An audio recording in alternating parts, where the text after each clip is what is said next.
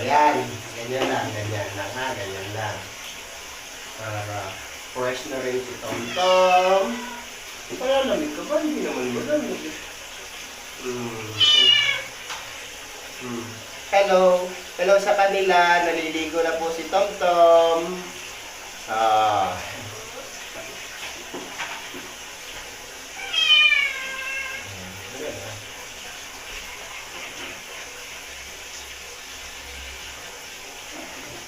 Si Tom Tom po ay pang 3 ligo na niya dito.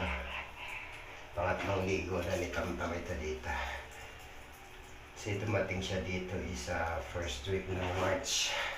Dinala ni Sir Nino.